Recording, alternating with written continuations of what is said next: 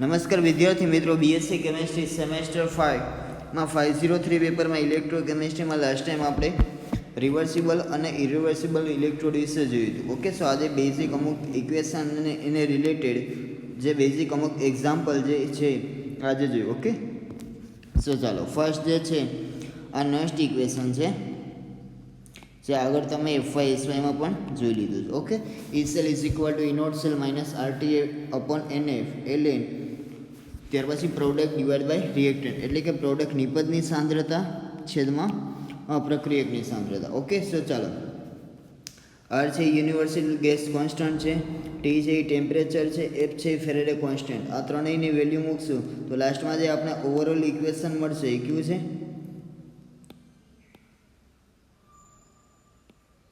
E cell is equal to E naught cell minus 0.0591 છેદમાં n log ઉપર P means કે product નિપજની સાંદ્રતા છેદમાં R ઇટ મીન્સ રિએક્ટન્ટ એટલે કે પ્રક્રિયકની સાંદ્રતા. ઓકે, અને બીજું ઇક્વેશન છે delta E naught is equal to delta E naught L.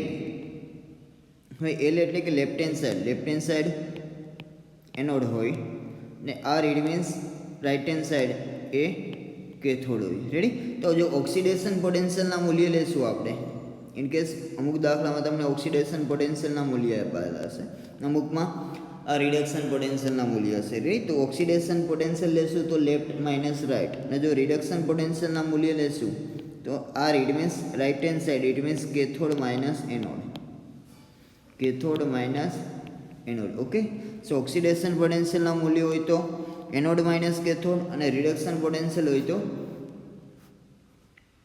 Cathode minus anode, અને ઓક્સિડેશન પોટેન્શિયલ હોય તો anode minus cathode. Okay, so ચાલો delta G it means gives free એનર્જીનું ઇક્વેશન છે માઇનસ NEF છે.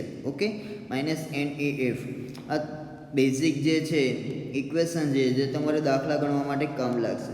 એમાં ફર્સ્ટ એક્ઝામ્પલ જોઈ, calculate cell potential delta F or E cell for the given electrochemical cell at 25 degree Celsius. ચાલો ઈ cell reaction આપેલી છે, Fe માંથી Fe+2 ઇટ મીન્સ Fe જે છે એનોડ તરીકે છે અને કોપર છે એ છે કેથોડ તરીકે. હવે ચાલો અહીં વેલ્યુ આપેલી છે એ કઈ છે? Fe 0 માંથી Fe+2 બને છે, એટલે કે ઓક્સિડેશન પોટેન્શિયલના મૂલ્ય આપેલા છે. આ 0 માંથી +2 એટલે ઓક્સિડેશન આંકમાં 2 નો વધારો. તો આ બંને વેલ્યુ છે ઓક્સિડેશન પોટેન્શિયલના આપેલા છે. તો ઉપર આપણે ઇક્વેશનમાં જોઈ તે ઓક્સિડેશન પોટેન્શિયલના મૂલ્ય આપેલા હોય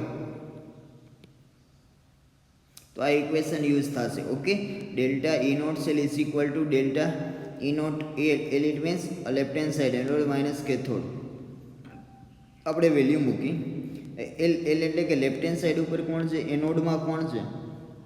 Fe, તો એની વેલ્યુ છે 0.44, માઇનસ રાઇટ હેન્ડ સાઈડ કેથોડમાં છે કોપર, એની વેલ્યુ છે 0.34, માઇનસ 0.34. તો ઓવરઓલ કેટલી વેલ્યુ મળશે આપણે?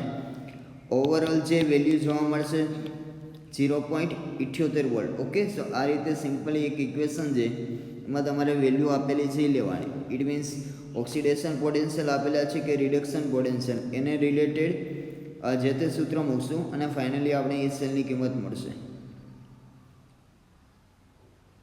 ચાલો સેકન્ડ સમજીએ. પછી સેલ આપેલો છે એમાં Fe નું જ ઓક્સિડેશન છે અને કોપરનું રિડક્શન છે. Fe એઝ એનોડ તરીકે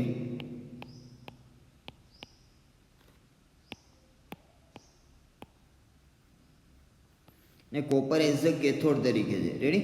સો write down chemical reaction for given cell and the cost per cell potential of given cell is given. કેટલો આપેલો છે? 0.78 volt. So calculate delta G it means Gibbs મુક્ત ઉર્જા ફેરફાર આપણે ગણવાનો છે. ઓકે, સો અહીંથી આપણે સ્ટાર્ટ કરી. પહેલાં તો આ સેલની આપણે કેમિકલ રિએક્શન લખવાની છે. ઇટ મીન્સ જો Fe માંથી Fe+2 it means oxidation Fe નું થાય છે. Fe સોલિડમાંથી Fe+2 બે ઇલેક્ટ્રોન લૂઝ કરશે, ઇટ મીન્સ દાન કરશે. ચાલો કોપર +2 એ બે ઇલેક્ટ્રોન સ્વીકારીને કોપરમાં સમા થાય છે. ઇટ મીન્સ કોપરનું અહીં રિડક્શન થાય છે. રિડક્શન ઓલવેઝ કેથોડ ઉપર થાય ને ઓક્સિડેશન ઓલવેઝ એનોડ પર. ઓકે, અને ઈ સેલ પણ આપેલો છે. કેટલો આપેલો છે? 0.78 વોલ્ટ.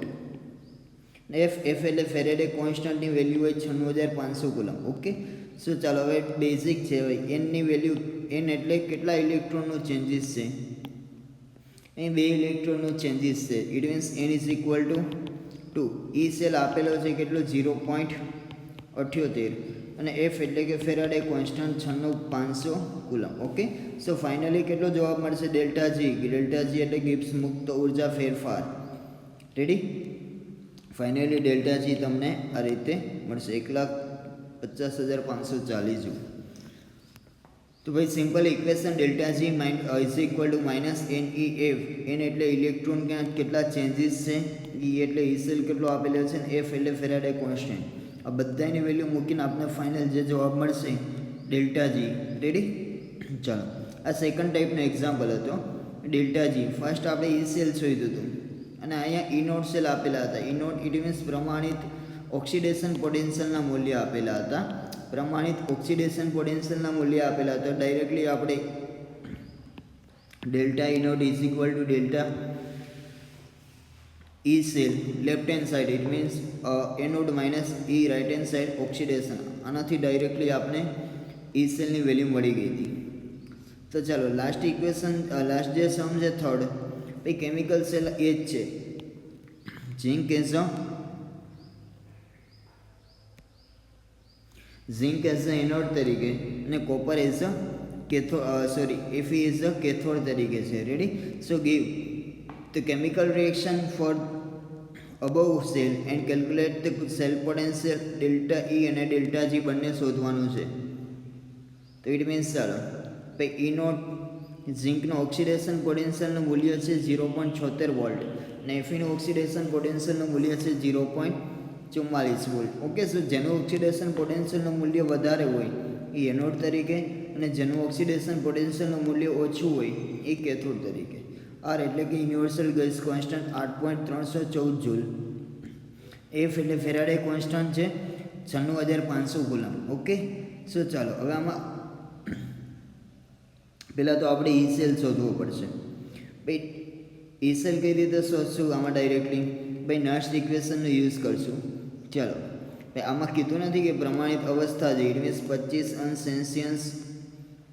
ચાલો ડેલ્ટા જી 25 અંશ સેલ્સિયસ શોધવાનું છે. પ્લસ આમાં પહેલાં તો બંનેના શું કોસ પોટેન્શિયલ ફાઇન્ડ કરી. આ આપેલો છે એ પ્રમાણિત કોસ પોટેન્શિયલ છે 0.76 ને 0.44 શું છે પ્રમાણિત કોસ પોટેન્શિયલ. એના ઉપરથી પહેલાં આપણે કોસ પોટેન્શિયલ શોધી લઈશું. તો એ ZN માંથી ZN+2 ઇટ મીન્સ એનોડ માટેની વાત છે. તો ચાલો નેક્સ્ટ ઇક્વેશનનો યુઝ કરી 0.0591/2 લો. હવે આની સાંદ્રતા કેટલી આપેલી છે જોઈ લો કૌંસમાં. બંનેની સાંદ્રતા જે છે એ કેટલી છે 0.1 મોલર. તો બંનેની કોન્સન્ટ્રેશન આપણે અહીંયા 0.1 મોલર લેશું. તો ઝિંકનો ઓક્સિડેશન પોટેન્શિયલ 0.36 એન એટલે નંબર ઓફ ઇલેક્ટ્રોનના ચેન્જીસ 2 છે લો 0.1. ફાઇનલી આપણે મળશે 0.7895 વોલ્ટ. રેડી, એવી રીતે એફીનો ઓક્સિડેશન પોટેન્શિયલ શોધશું આપણે. ભાઈ કેટલો થશે ઈ નોટ એફીમાંથી Fe+2 માઇનસ 0.0591 એન એટલે નંબર ઓફ ઇલેક્ટ્રોન ચેન્જીસ 2 જોવા મળે છે. તો અહીં આપણે ફાઇનલ વેલ્યુ કેટલી જોવા મળશે ચાલો આ 0.44 છે અહીંયા 0.76 હતું એની જગ્યાએ 0.44. તો ફાઇનલ વેલ્યુ મળશે 0.4695 વોલ્ટ. ઓકે, સો ચાલો હવે આના ઉપરથી ઈ સેલ આપણે ડાયરેક્ટલી લખી શકશું. ઈ લેફ્ટ હેન્ડ સાઈડ કેટલું મળ્યું 0.7895 અને રાઇટ હેન્ડ સાઈડ જે જોવા મળશે 0.4695. Okay, so overall delta it means cos potential કેટલો જોવા મળશે 0.72. રેડી, 0.32. હવે આગળના જે એક્ઝામ્પલમાં ઈ સેલ આપણે ડાયરેક્ટલી આપેલો હતો કેટલો હતો 0.78 વોલ્ટ. અહીં સેલ આપણે પહેલાં કાઉન્ટ કર્યો છે ઇટ મીન્સ પ્રમાણિત કોસ પોટેન્શિયલ આપેલો હતો એના ઉપરથી કોસ પોટેન્શિયલ શોધ્યો એનોડ અને કેથોડનો. ત્યાર પછી બંનેનું શું લઈ લે અહીંયા કોસ પોટેન્શિયલનું ડિફરન્સ લઈ લે. It means E cell of anode minus E cell of cathode. બંનેના ઓક્સિડેશન પોટેન્શિયલના મૂલ્ય આપેલા છે. ઇટ મીન્સ આપણે ડાયરેક્ટલી ડેલ્ટા ઈ લાસ્ટમાં કેટલું મળ્યું 0.32 વોલ્ટ. ડેલ્ટા જી શોધવાનું છે. આમાં એક તો ઈ સેલ શોધાઈ ગયો. ચાલો બે વસ્તુ શોધવાની હતી. એક તો ડેલ્ટા એ ત્યાર પછી delta G it means gives energy change. Delta G નું એક ઇક્વેશન છે -NEF. તો ચલો delta G is equal to -NEF. n એટલે નંબર ઓફ ઇલેક્ટ્રોન ચેન્જીસ બે, E એટલે કે કેટલું જોવા મળ્યું છે 0.32 અને લાસ્ટમાં F એટલે ફેરાડે કોન્સ્ટન્ટ છે 96500 કુલમ. સો ડેલ્ટા જી ઓવરઓલ આપણે કેટલું જોવા મળશે -61760 જૂલ. ઓકે, સો ડેલ્ટા જી આ રીતે કાઉન્ટ કરી શકશું. આગળનો જે એક્ઝામ્પલ હતું એમાં ઈ સેલ આપેલો હતો, આમાં આપણે પેલા ઈ સેલ ગોતવો પડ્યો. હવે આ ઈ સેલ જે છે એ કયું છે, આ જે ઈ સેલ જે છે એ સ્ટાન્ડર્ડ ઈ સેલ, સ્ટાન્ડર્ડ મીન્સ પ્રમાણિત કોષ પોટેન્શિયલ. ડાયરેક્ટ ઈ સેલ તમે આ રીતે પણ ગણી શકો. તમારે E naught left hand side oxidation minus E naught right hand side reduction. Ready? તો ઓક્સિડેશન કોનું થાય છે એનોડનું, તો 0.76 માઇનસ 0.44, તો આ બંનેની બાદબાકી 0.32 મળે. રેડી? તો ચાલો એ રીતે જ અહીંયા મળ્યું છે આપણે 0.32 વોલ્ટ. એના ઉપરથી તમારે ડેલ્ટા જી NEF સેલ પણ delta G means gives free energy તમે પણ શોધી શકે. ઓકે, સો અહીંયા સુધી રાખ્યા છે. પછી 3 આપણે અલગ અલગ ડિફરન્ટ ટાઈપના એક્ઝામ્પલ્સ લીધા છે. રેડી? માં ફર્સ્ટ હતું ઈ સેલ ફાઇન્ડ કરવાનું, ત્યાર પછી સેકન્ડ એક્ઝામ્પલમાં ડેલ્ટા જી અને થર્ડ એક્ઝામ્પલમાં delta G as well as delta E બંને ફાઇન્ડ કર્યું છે. ઓકે, સો નેક્સ્ટ ટાઈમ આપણે નર્સ્ટ ઇક્વેશનની એપ્લિકેશન વિશે જોઈશું. Okay, so thank you for watching this lecture.